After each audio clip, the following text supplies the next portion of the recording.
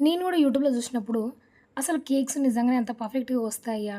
Cake bakery స్టైల్‌లో మనం చేసుకోగలుగుతామా అనిపిచ్చింది. దట్టు మళ్ళీ రవ్వతోటి, గోధుమ పిండని వాటితో వీటితో కొంచెం వెరైటీ జేస్తూ ఉంటారు గదా! అంత పర్ఫెక్ట్‌గా వస్తాయా? నిజమేనా అనిపిచ్చింది. కానీ నిజం చెప్పాలంటే రవ్వతోటి నేను ఫస్ట్ టైమ్ ట్రై చేసిన. టేస్ట్ మాత్రం సూపర్‌గా వచ్చింది. నేనే చేయగలిగింది మీరు ఈజీగా చేసేస్తారనిపించిందనమాట. అందుకనే ఇక్కడ నేను రవ్వ కేక్ ఎలా చేసుకోవాలో చూపిస్తున్నాను. ఇక్కడైతే దానికోసం ఒక కప్పు రవ్వ తీసుకున్నా. నిజంగా కొలతలనేది మస్ట్ అండ్ షుడ్ అనమాట. అండ్ ఇక్కడ ముప్పావు కప్పు పంచదార తీసుకున్నా. మీరు కొంచెం స్వీట్ ఎక్కువ తినేటట్టయితే ఈక్వల్‌గా తీసుకోండి. దాంతో పాటు ఒక కప్పు పాలు. వీటన్నింటిని కలిపేసుకోవాలి.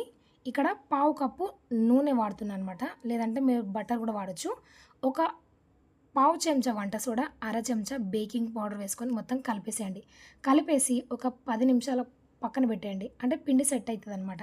అండ్ ఇక్కడ నేను వెనిలా ఎసెన్స్ వాడుతున్నా కొంచెం ఫ్లేవర్ బావుండడానికి. మొత్తం కలిపేసిన తర్వాత ఇక్కడ అన్ని డ్రై ఫ్రూట్స్‌ని కట్ జేసి వేసుకోండి. లేదంటే మీకు నచ్చిన బౌల్స్‌లో ఈ బ్యాటర్ నింపేసుకొని బేక్ జేసుకోండి. లేదంటే స్టీమ్ జేసుకోండి. ఎట్లా చేసినా గూడా టేస్ట్ మాత్రం సూపర్‌గా ఉంటది. నేనైతే 2 విధాలుగా చేస్తున్నా. ఇక్కడ ఒకటి బేక్ చేస్తున్నా. ఇంకోటి స్టీమ్ చేస్తున్నా అనమాట. ఆవిరి మీద ఉడికిస్తున్నా.